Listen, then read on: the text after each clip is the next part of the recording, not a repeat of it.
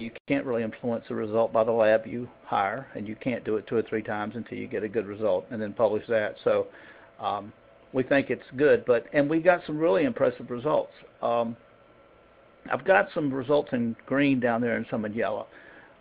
We showed a high removal of nutrients, and we showed our phosphorus, 40% reduction in phosphorus, and it was not really exotic.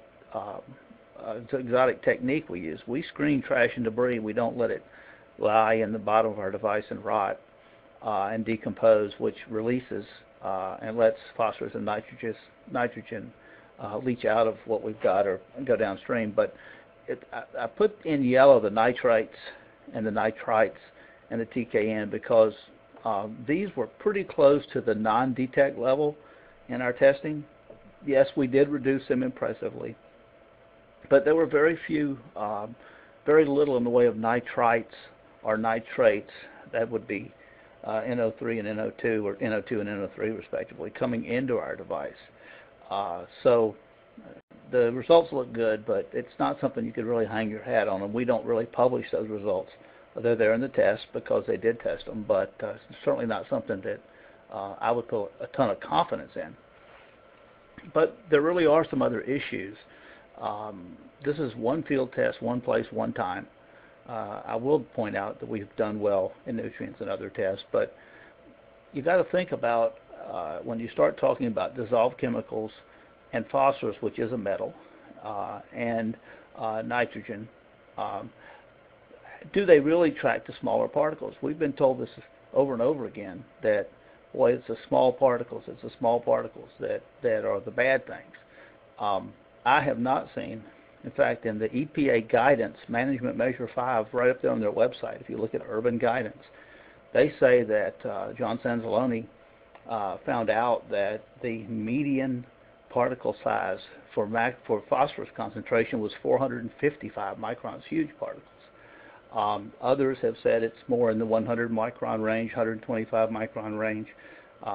You can go look at those studies to see, but part of what our question was is how much of these chemicals and metals attach to larger particles. And then obviously there are dissolved materials in the influent. You can spill antifreeze in a parking lot. You can put sodium chloride, salt, up in a parking lot to control ice. These are dissolved chemicals, and a lot of fluids that come out of cars, that can come out of cars, or that can wash off of copper roofs or other materials such as asphalt sealants can contain PAHs. And then there's materials that leach out of trash and debris and sediments, where the material is there, the chemicals are there, like a chemical coating on paper, or let's say it's a fertilizer or a pesticide that's put onto grass, and the grass is clipped, and the clippings get into water, and the material leaches out. So there's definitely issues out there, and our stance has been so far at Crystalstream that we feel you're controlling most of the pollutants when you're controlling the particles 62 microns and up, certainly 30 microns and up. But it's important to study what the real results in sediments and particle attachments are. So there's no doubt, I mean, it's solid science, and it can be proven in the laboratory by experiment, that the potential for higher concentrations of dissolved chemicals on the surface of smaller particles is valid. For clays, the smaller the particle, the higher potential for attachment of cations onto the receptor sites of clays. It's absolutely well known and it's well proven.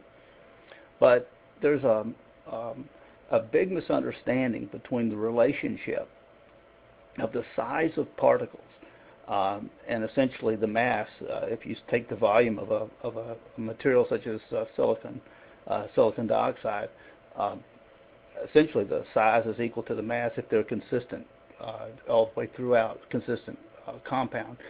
So people don't understand the relationship of surface area. So since it's not intuitive, I wanted to kind of go over that a little bit. I've asked this question of a lot of professional engineers, and they said, it doesn't matter the size of the particle. The ratio of volume to surface area is the same, and it's absolutely not the same. So to help understand this, and some of you've probably seen this before, and I won't spend a lot of time here, but if you take a cube that's, let's say, 1 inch square, and it's 1 by 1 by 1, so it's 1 cubic inch, and each face is 1 by 1, so each face is 1 square inch, and you have 6 faces on a cube. So you have a surface of the cube is 6 square inches, and the volume is 1 cubic inch. If you take a Rubik's Cube, which everyone's familiar with, and you can see the 9 squares on each face, they're 3 by 3.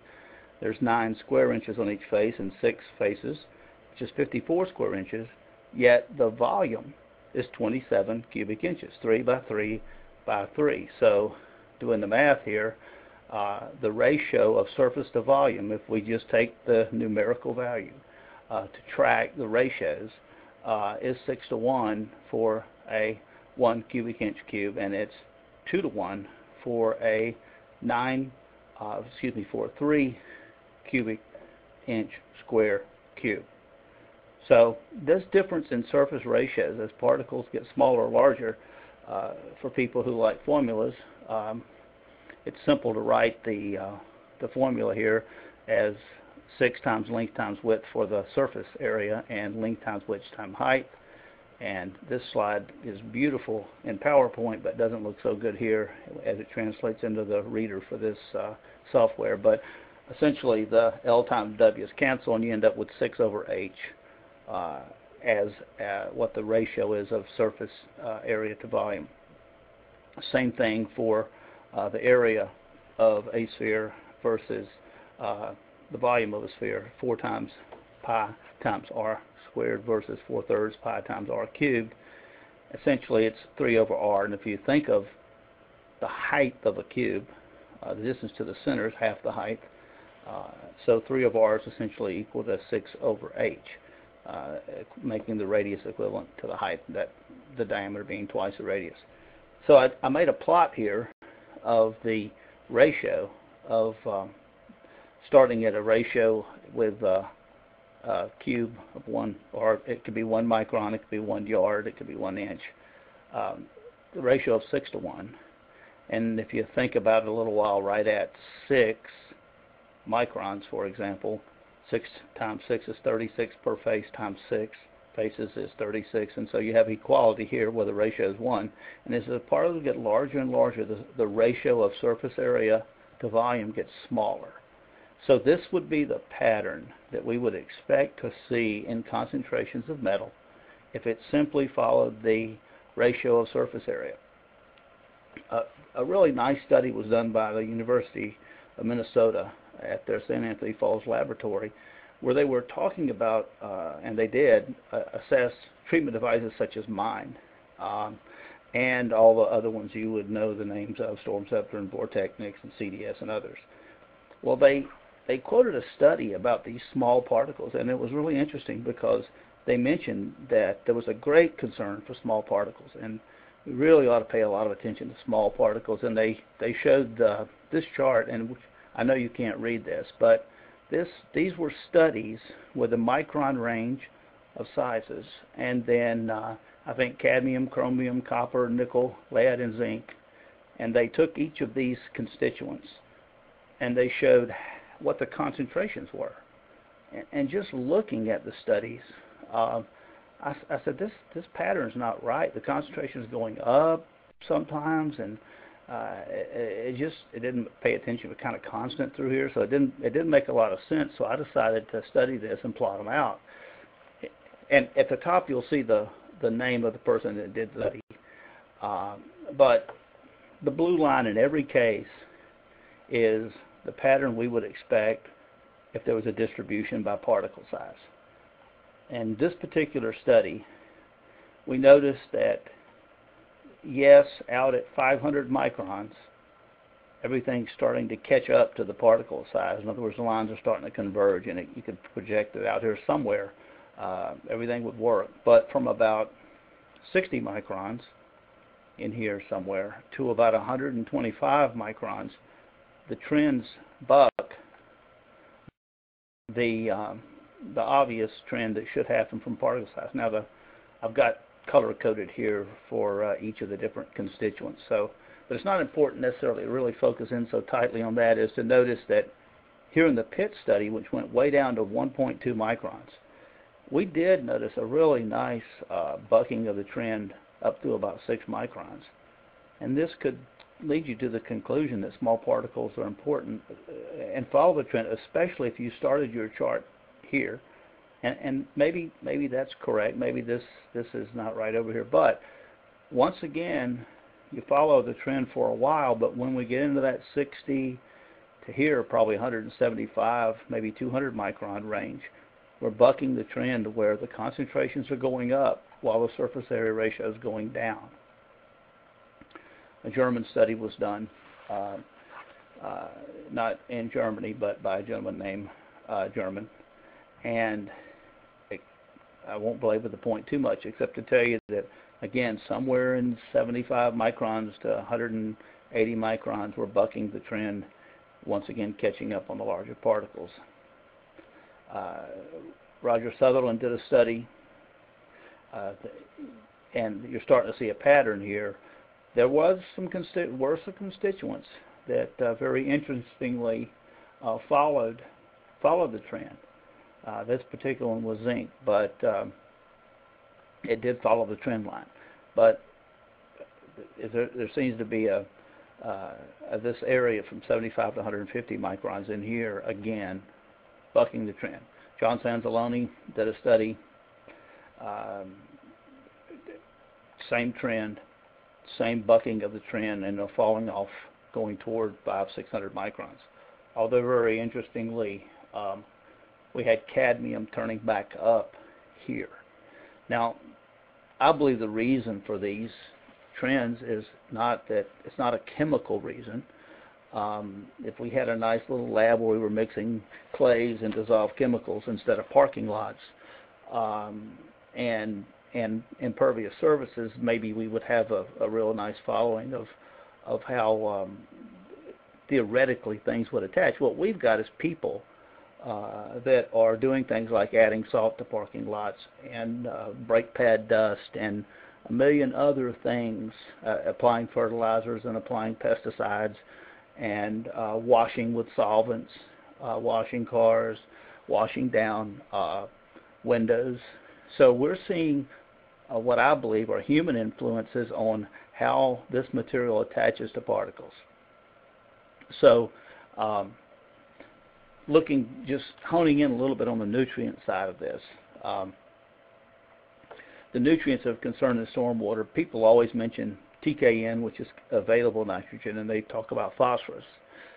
More and more you're starting to see in Florida and Virginia and other places are really honing in on the phosphorus, because nitrogen is pervasive in our atmosphere. It's a part of every plant. It's a part of photosynthesis. It's in human waste. It's certainly in our fertilizers. The nitrates are in our fertilizer. So it's very difficult to control nitrogen. With 79% of the atmosphere being nitrogen, eliminating nitrogen is a little bit difficult task to try to concern ourselves with. So phosphorus, which is a metal, which is essential to the life cycle of plants, has been the nutrient of choice that people have kind of looked at more closely. There's most BMPs, especially land-based, what I call land-based public domain solutions, don't really make an effort to control organics. A lot of them are organic-based, as a matter of fact. Some of the filtration techniques do show good results for phosphorus, but these aren't the norm, because it's very difficult to infiltrate into the groundwater. The control of the phosphorus is achieved by removing it from the effluent, removing part of the effluent, so you end up with less mass of phosphorus. We mobilize nutrients because we connect our paved surfaces to pipes, and we put all around our paved areas we have landscaping, and we plant stuff, and we trim, and leaves fall off and die, and these things enter the water and they decompose, and then they migrate downstream, because most of the time we don't make an effort to control them. I've been asked a lot of times how an aluminum and concrete BMP like ours can remove 40% of phosphorus. Well, this isn't an advanced technique. We screen out vegetative material and try to keep it dry. Now, if you look carefully down in here, you'll see some leaves in here because a 1/4-inch mesh trash basket that has high flow coming into it can't control 100% of the nutrients 100% of the time. It's just a fact. But we do try to keep it dry, and we do try to screen it out, and we're very successful at that. The configuration of a trash basket in our devices can change based on the type of site. But what we do have is we have a 3/4-inch coconut fiber filter in the back. It's right here that helps catch this decomposed material. Not necessarily material we decompose in the front, but this could be material that comes to us off of plant beds or whatever. We also clean our device every 6 months or more often. That means since there will be decomposition in water, and since organics will gather, and since they are carried into our device, that material that we pump out of our device is not available to resuspend. In other words, it's not like we had a pond or one of these wet sump devices that just gathers trash and debris and vegetative material, and it sits there in the soup until it rains again, and eventually it decomposes, washing out. This isn't advanced treatment. This isn't anything really smart. It's just good common sense. Once this material becomes decomposed, it's very difficult to capture it in moving water, if not impossible. So just to summarize the problem, this is what we went after with our latest technology that we're releasing. In the real world, metals aren't isolated. They don't live in a solution in the laboratory. They're part of a very complex problem that comes to us as influent into our devices, or it could be runoff off of a parking lot. That it's influenced by the source area, man's input, our activities, the type of surface we have, the type of use of that surface, the number of trips, we wear off asphalt, we paint. There's a lot of things we do. It is very easy to control the larger particles and gross vegetative material, trash, and debris. It's my opinion that should be done at the top of every treatment train. It doesn't have to be a proprietary device. It doesn't have to be a Crystalstream. But because these particles settle rather quickly, and you can use a relatively small vessel to do that. You might call it a 4-bay. You might have a manufactured device. But screening out those type of particles and also controlling the source. I mean, not blowing your grass and leaves down the storm drain helps a ton.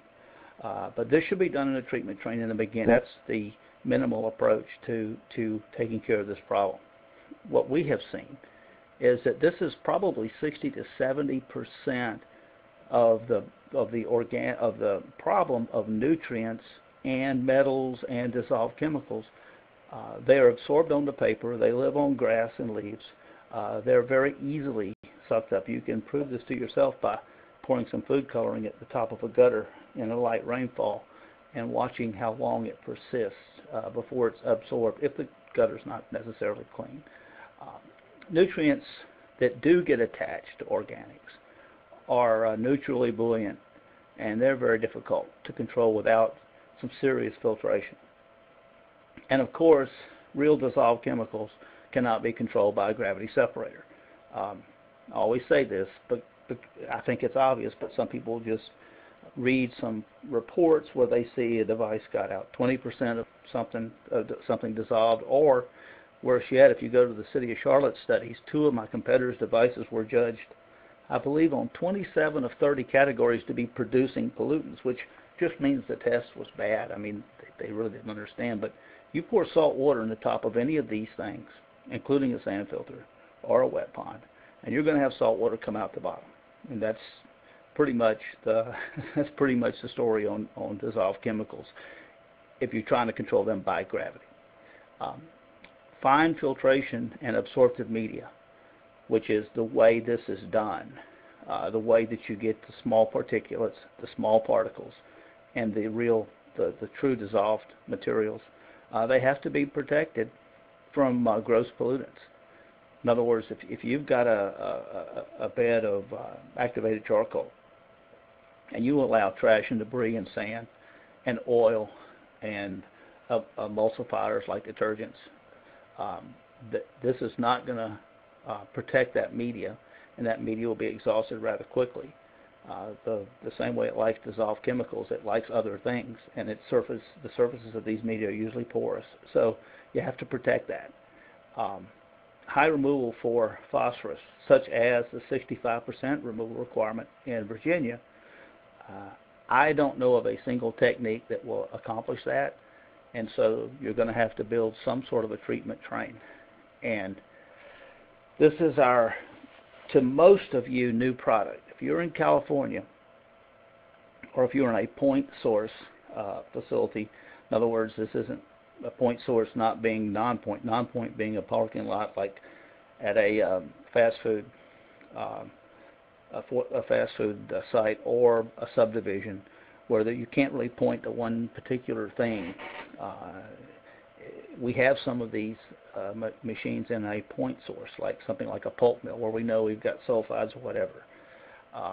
But this should look a little familiar to those of you who've seen the Crystalstream product. It's called we call it a crystal combo. We have a crystal clear separator, a crystal clean polisher, and this is what we call a crystal combo hybrid polisher, and it incorporates our original design here.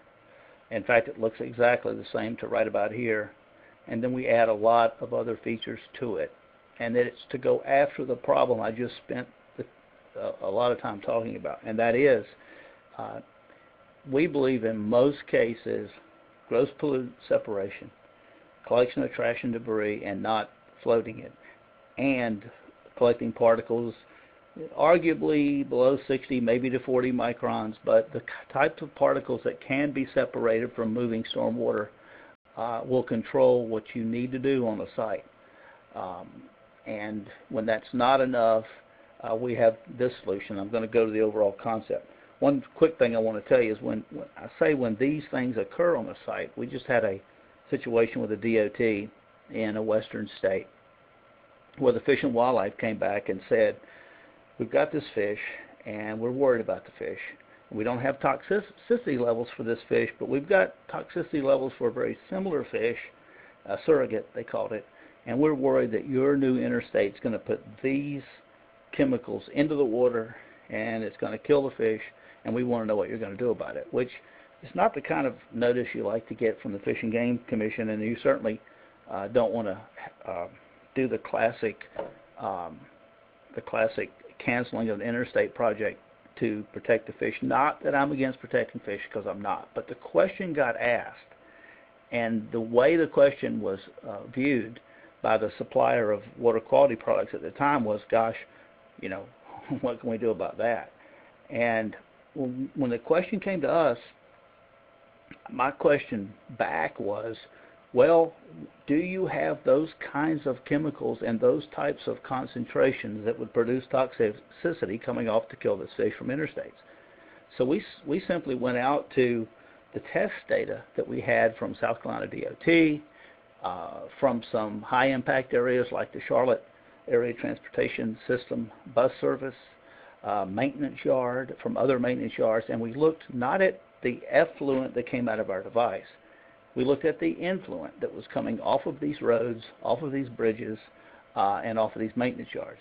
It turns out that very similar to when I mentioned earlier that the levels coming into our device for nutrients, nitrogen, was very close to non-detect. In other words, almost couldn't be measured in parts per million or parts per billion usually with these constituents. It turned out that none of the water that came to our devices and my competitors' devices in any of the tests anywhere ever that I could find on a public road contained constituents to the level that would be toxic to the fish. And at the same time, of course, the water coming out of those devices, the BMPs, the ponds, you name it, was obviously much better than what came in because there was some removal.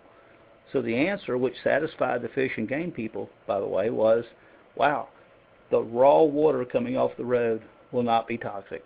And yes, we're doing something to treat that water coming off the road.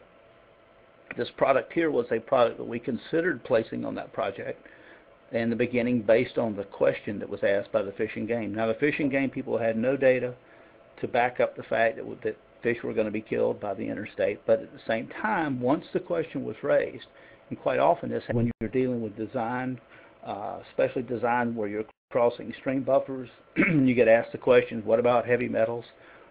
This in Georgia, for example, special removal requirements for impacting stream buffers.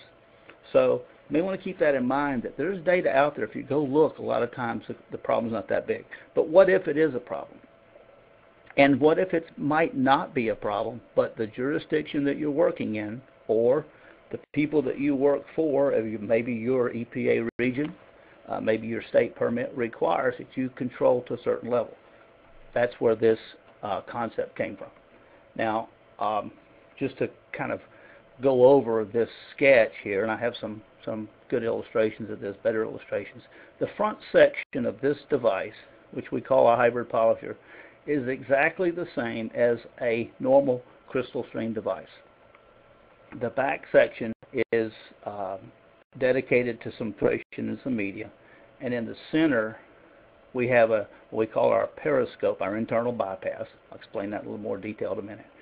But if we were going to make a device, and we use surface loading as our design feature, that was 45 square foot, let's say a 9 by 5 vault, we call that a model 956, for a certain site, we would put a device out, in this case it might be 12 by 6, but the front 48 square foot would be dedicated to this, to what the Crystalstream would have been dedicated to. The point I'm making here is this section, the treatment section, the basket will be a little bigger, the baffles will be a little wider, the machine will be a little better configured, but it'll be as large as what would normally happen.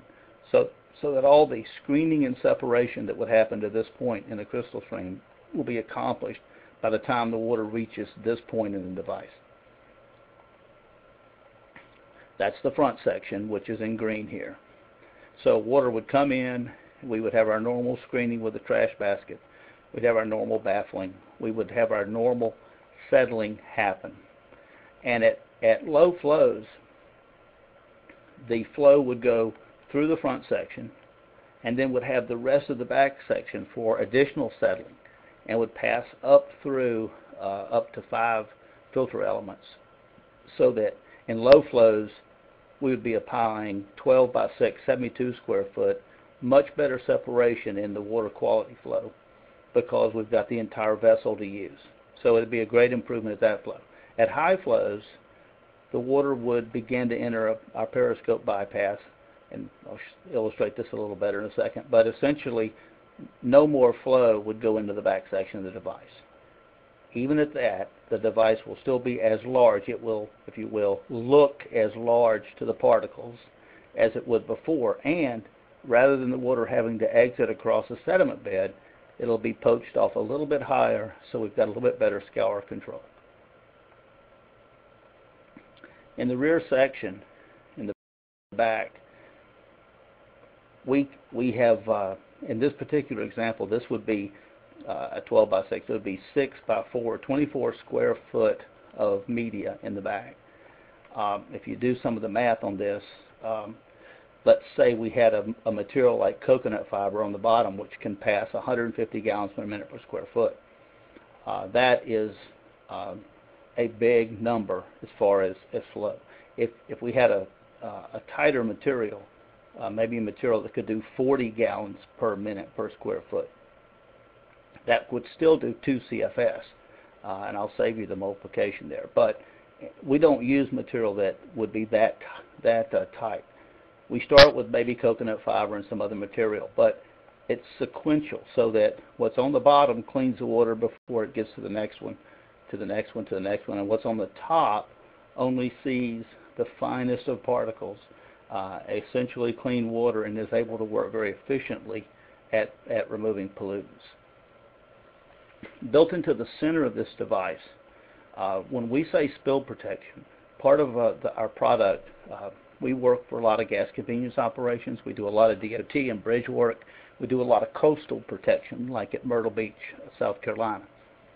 And our spill protection reservoir, which is shown in purple at the top here, spans the entire device. We're losing right at 150, 175 gallons in here. Depends on the device, depends on the thickness, maybe less. In this particular one, probably closer to 100. But the real spill protection that happens when, let's say, we've had 1,400 gallons of diesel fuel spilled on a site before. The material enters the device. It begins to depress the water because it weighs, with diesel, about 91%. Is about 91% is dense. Material can spill over into this area, this reservoir, which will happen. But the bulk of the material is stored in the front here of the device and the pipe that leads to the device. If you've ever reviewed one of our devices or looked at our specifications, and you'll see us call out 900 gallons of spill protection.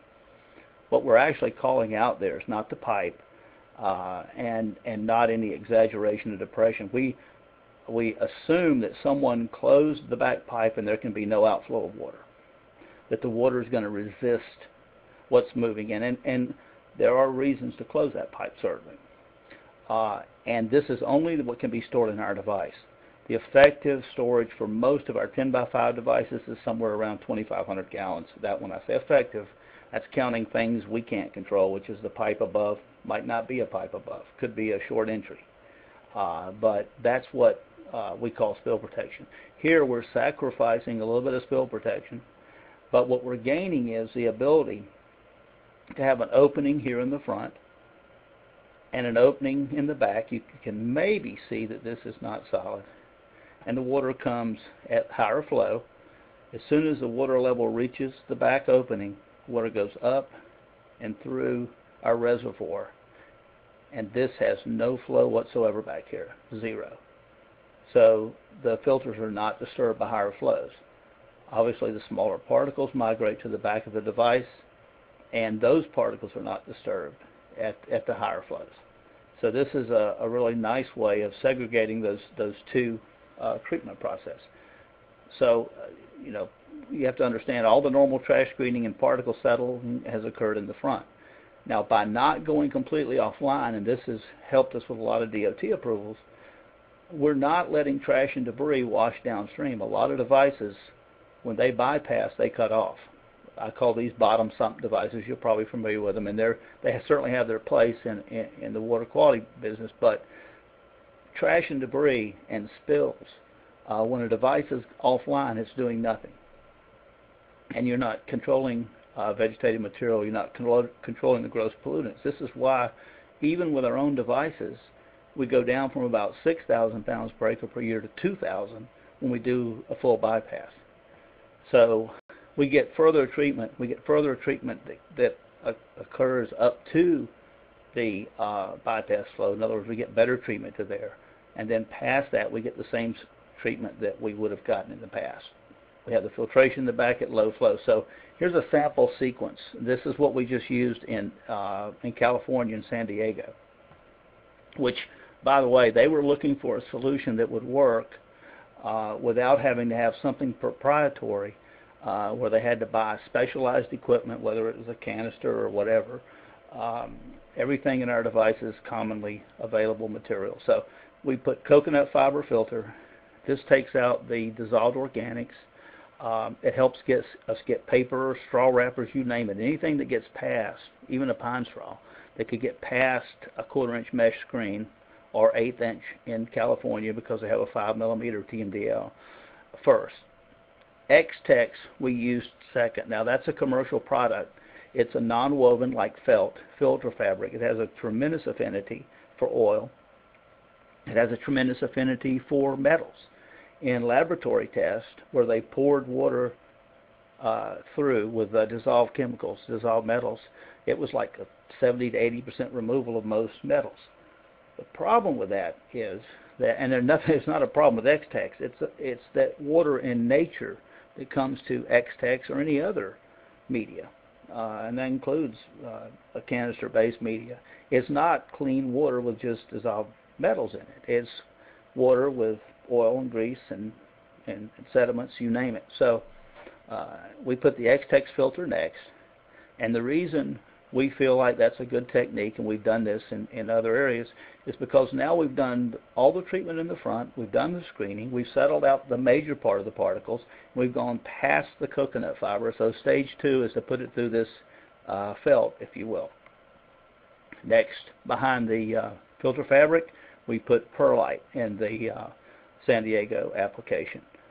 Perlite is, you can think of it as a sponge, as a porous rock. It's a contact trapping of small particles. It's not as active a product as like a clay.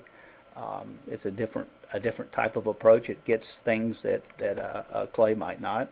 Next, we went with zeolite. There are lots of varieties of zeolite out there, but essentially zeolite is a clay that has a lot of reactive surface for the controlling of absorption of and controlling of metals and dissolved chemicals and nutrients. And then finally on the top, I'm showing the sample sequence here. We did not use granular activated charcoal in San Diego. The reason we didn't use granular activated charcoal there was they have a fecal problem on that particular reach.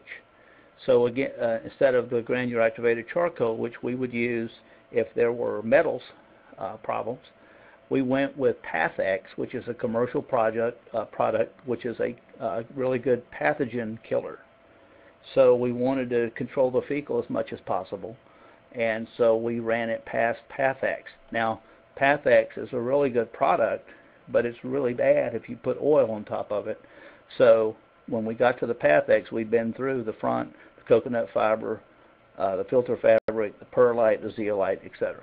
So I think you can kind of see the principle of this. The neat thing about this product that we like, and of course it's our product, so you know we're going to like it, but we were trying to get to a solution that was not one size fits all, one canister fits all, one media fits all. The treatment can be tailored to the site. If you've got an automotive repair site or a maintenance yard, I would suspect that these materials will be a little different than if you've got a dentist office, or you've got a gas convenience operation, or you've got a soccer field where you're concerned about nutrients and you're concerned about pesticides that might wash off. Seasonal adjustments are possible, where you might want to put those top panels of Pathex in the summertime when the conditions are right for the formation of fecal coliform. Maybe not so much in the winter time. As soon as someone gets a great way to remove sodium chloride from the water, maybe that might be the media of choice for the last shot in the winter time or springtime. New media can be introduced as better products become available. We've seen a nice product from Embrium called Sorptive, which has been developed for treating these types of things. There's Black and Gold. I think they changed the name of it, which came out of UCF. There's leaf mold. There's just a bunch of people working today on media, because we've realized that once you get past what we've been doing in the past, the problem becomes tougher. And so this is, here I'm showing a coconut fiber, then a non-woven mat. Doesn't have to be X-Tex, could be something else. Zeolite, activated charcoal, maybe a pathogen killer on the top of it. The advantages, in my mind here, every single storm, every single time, this device never comes off the pipe. Every storm has trash and debris screening. We think it's important. We know that more trash and debris and certainly more sediments move in higher flows. I heard John Sansalone say one time he just put the final nail in the coffin of first flush. And first flush is, if the problem is small particles and if the problem is dissolved chemicals, yes, absolutely, most of that stuff's going to move if it's free to move at first flush. But as I've said, most of these chemicals do not just live alone lying in the parking lot like a grain of salt waiting to be washed down. They have been mobilized before. They're sorbed onto leaves or grass or paper. So All storms have trash and debris screening. We believe there's a lot of material on that debris, and we want to get it out. So we don't want to stop at any particular storm. The front trash basket baffles are equal to or larger than a CST separator. Remember I said this 12 by 6 would replace a 9 by 5. So the basket would be a foot wider. The baffles would be wider. In other words, all of the things that would pertain to the best design, the best physical design, will be improved. And again, at low flows, don't forget, this goes from a 45 square foot device to a 72 square foot device on low flows because the back of the device is utilized. Forget the filtration. It's a simple increase in size, and an increase in resident time, and an increase in performance. And of course, at high flies, the bypass configuration allows the exit point off the floor and helps us control the flows within our device. This is an actual picture of one of our devices. This was one of the ones, we had two recently that went to San Diego. One thing to notice is all the parts are fabricated from commonly available materials. This is aluminum plate. This is perforated aluminum. This is expanded aluminum and aluminum angle. You can't find anything in here that if Crystalstream's not around in 5 years or 10 years, that someone cannot repair, replace, and put back together. This simple design allows for easy access to the sediment bed for cleaning. Now, when the people at Utah DOT saw this, they thought, boy, that's a little tough. And those of you who've seen some of my presentations before, I'm not going to knock a competitor's product, but this is so easy compared to staring down at a 6-inch hole in a circle of fiberglass to clean, especially when the bottom of that unit's 8 or 9 or 10 feet below that circle, the 6-inch circle. Here, when this top's open, you can literally see the floor. These baffles slide out. The trash basket is like a stake bed truck. It pulls apart. This can be a completely open area, and we do confined space injury, where a man can stand and actually work in the front of this device, vacuuming this out, slurring it, wiping down the walls with an oil sorbent, whatever he needs to do to get it clean. So the spill protection here isolates sediments on the bottom from potential floating contaminants. So we try to make the design very simple, very easy. This is another picture of that device. This spill protection chamber is sealed, as is this to this wall, and of course the front wall you can't really see, so that whatever's lying in the front here, and then this particular one happens to have a top over it, and there's a reason for that. It has to do with when we overtop in the 25-year storm. Sometimes that can be contained here underneath this level. Other times, based on the hydraulic gradient, not from our device, but in this particular case, downstream detention, there's backwatering. They can put the water too high. So there's different strategies, obviously, in here. But this is the housing for the bypass where the water goes in the bottom, comes out the top. Looking again at this overall view, these filter panels never see high flows. In fact, where this back bypass weir is, we very carefully control what goes through here. This is adjustable so that we can tune it in the field. If we're not seeing the performance that we think we should get, if there's too much flow, if we're not satisfied that we're removing the constituents because we're going through the media too fast, all this is tunable. And you can see the bypass entrance here in this. There's the bypass exiting above the panels protects them from turbulence. Obviously, the top panel is the least protected, but remember, it loads from the bottom, so it's not like we're going to blow stuff off the top of it. We can tune the performance here based on what we see in the field. Now, the panel life, and that's the most commonly asked question. People go, how long the panel's going to last? Well, it depends. It really does depend.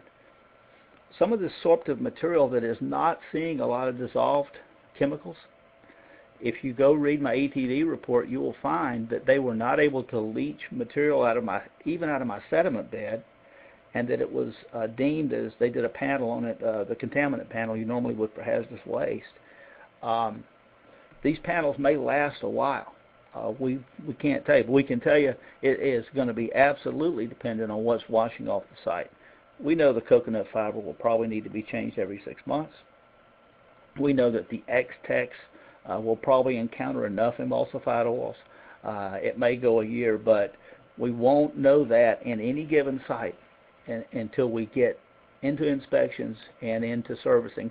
We've been able to estimate and give a flat rate for service to people to kind of calm their nerves. It's not like my other devices that we've had out there for 10 years. I can tell you now about how often you'll need to clean out a device to avoid anaerobic conditions or to avoid excess sediment based on the type of site, because they change a lot. But that's one of the things that having a maintenance company allows us to do. We can give some assurance to people that that they're going to have what their maintenance cost is going to be. There is no need to change every panel every time. And as I said before, there are no proprietary parts in this device that you can only get from us, that you can only have serviced by us. We have a low-cost sediment and trash removal. Those of you who use our products or know about our products, I think our 10x5s are $450 or $500 to clean twice a year. It's a low-cost activity. It's nowhere near as expensive as what we have to charge to clean sand filters or in-ground detention unprotected or to demuck ponds. But we keep that separated from that specialized media in the back. The media can be expensive. Now, the zeolite and perlite is bulk and it's cheap. Coconut fiber is very inexpensive. X-Tex is relatively inexpensive. Materials like Pathex and Sorptive are relatively expensive. They're a high price per cubic foot, but you don't need a ton of it. And it should, they should last a while, being as well protected as they are. You can do the sediment and trash control without addressing the media at all. That can be every 6 months or once a year for cleaning out that material without having to get back and service the panels. You only replace what's used up. And we know when we go in to clean some of these units, we're looking at 40 canisters, and they're all supposed to run at the same rate. They're all supposed to release at the same time. They don't actually see exactly the same loading, but you don't know which one has been loading first. So you go in and you replace everything, and it gets expensive. Maintenance has been the key to our business. I have to say, we did it as an afterthought, but because it was a question that was raised by our first jurisdiction. But it will show what's working and what can be improved. If we go through in a particular site and it's got a lot of trash and debris, we may find a couple of layers of coconut fiber necessary. We may find that with a simple test that there are almost no dissolved chemicals coming out of the unit, and we can double up on X-Tex or non-woven cloth to make that more effective. Where we would have, we could move the top coconut to the bottom, if you understand what I'm saying, move out the lower, dirtier filters. So there's no media is not locked in, and we can find out and tune up on a site. If we do find there are a lot of dissolved chemicals, we may change the thickness of one of the panels. We may change the speed we run them at. There's an infinite amount of possibilities here.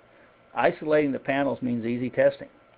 We could literally test above and below, and this is something we really are interested in doing, above and below perhaps a zeolite panel, to see what the effectiveness of that particular panel is, as opposed to coming in the top and going out the bottom. And finally, the full separation treatment up front, where we have control of what's going to those panels, will greatly extend that media life and reduce clogging and increase efficiency. I've got to say this. I've pointed out some problems with some of the canister devices or other devices, but let me say this. The problem is not with the design of the product. The problem is the manufacturer cannot control to a great extent what comes to it, what kind of housekeeping is going on in the parking lot up top, whether or not a 4-bay area is properly serviced, if a pond's properly serviced. You never know what's going to come to that product. And so with this particular device, we feel confident. We've always been interested in sustainability and being accountable for our designs. We know what's happening up front. We know what the treatment up front is, and we feel like we can control the product that's getting to the media in the back. The rest of the story. That front to rear ratio that we use, that we have used so far, and what we use in San Diego is open to design changes. And what I mean by that is there are places where the water quality storm is small, semi-arid places. San Diego would be one example. There are places in Utah similar. And there are places like the Pacific Northwest where the ratio of the design storm, the 10-year storm, may be different to the water quality storm. And also what's in there may be, what's coming to you may be different. So we can change that ratio so we get more filtration or less. And that's something that's manageable on literally on a site-by-site basis, although within reason we want to keep the panels the same size so that it's easy to manufacture the inserts. Now, in a case like a salmon breeding stream in northern Washington state, and where there have been industrial activities, and some of you that are familiar with these areas understand what's up there, what they've got coming to them, we could add a second vault of nothing but media. And those of you with good imaginations could imagine how we could force two little outflow sections behind the first vault. We do our first vault, and then we do, so we could have up to 15 panels available for filtration. And this is a concept we'll be using on point source, where we're looking at paper mills or particular problems in mining operations where they have persistent pollutants, where it takes a long exposure to media, and you get maybe 8 or 9% based on the rate of flow you have to have. So anyway, those types of things are there for design. And after you get the proven separation section, in other words, that's what's been tested by Crystalstream. We know what we did with that size vault, that type of screening. The removal efficiency afterwards is now based on the media and the flow rate. For those of you who have worked in a lab or understand, if you took that X-Tex cloth, one layer, and you ran water through it at 100 gallons a minute per square foot, it would have a different metal removal rate than if you ran it through at 5 gallons a minute per square foot, because it has to do with the contact time. It has to do with the exposure to the surface of the fibers in there.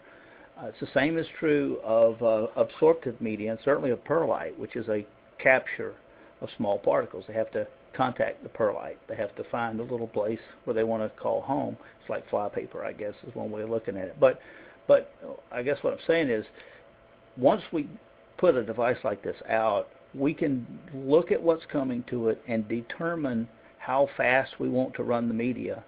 And it'll be very simple to get verified with different configurations.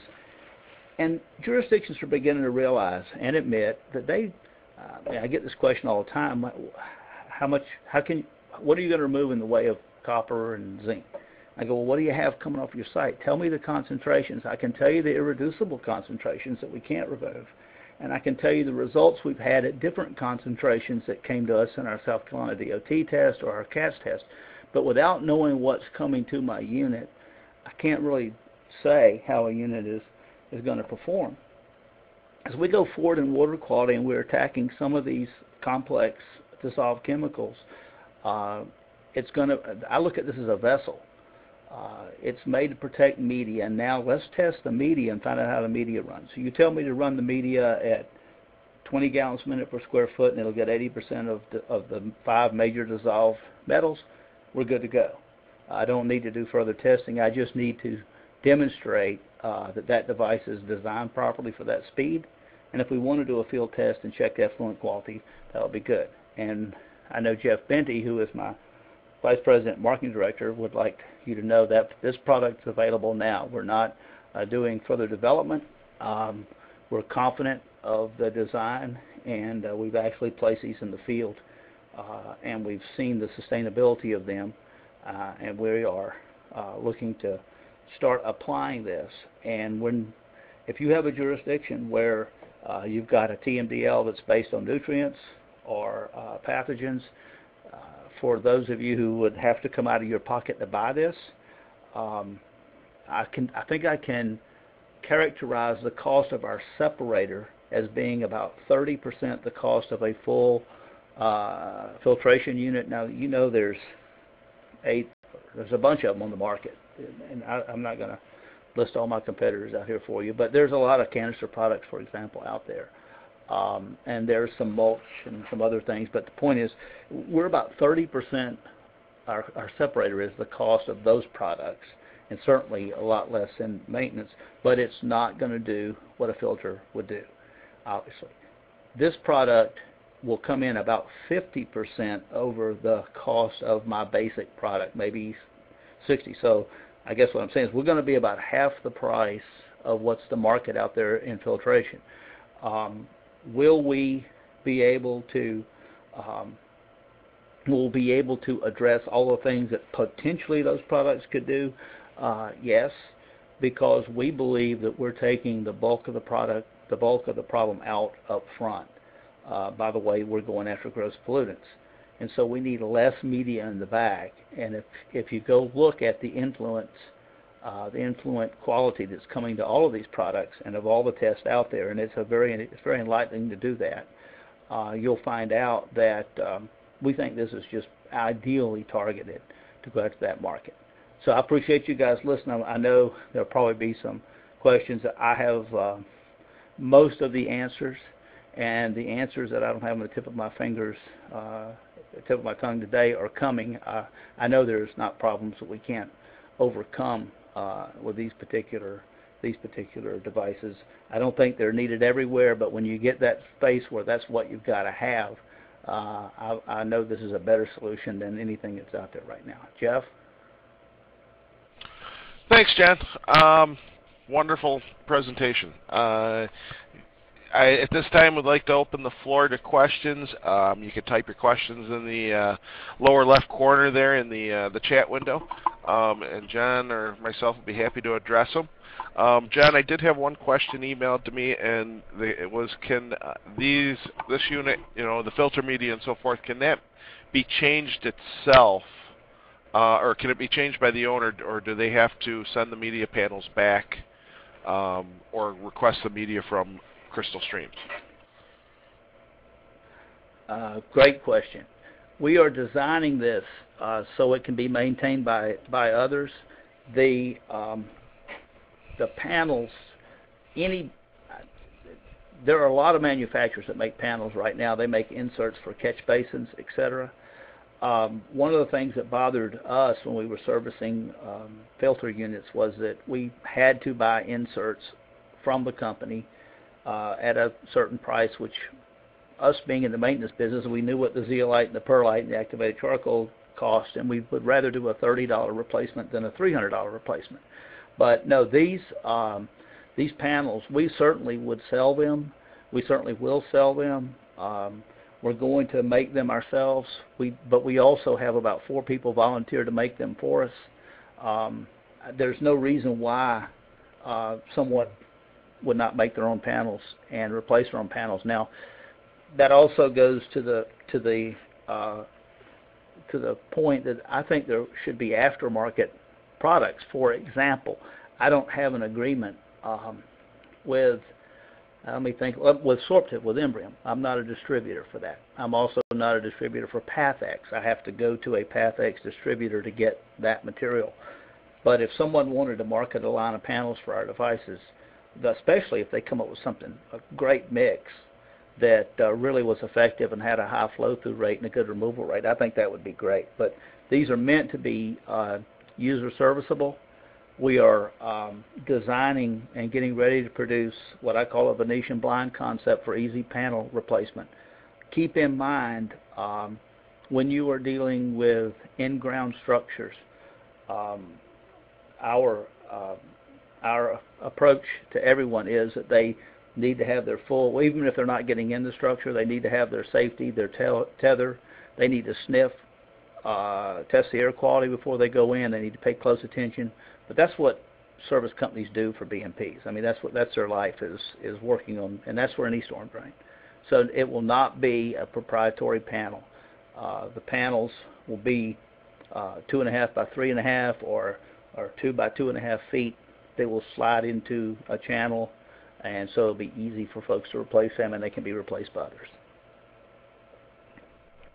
Excellent, John.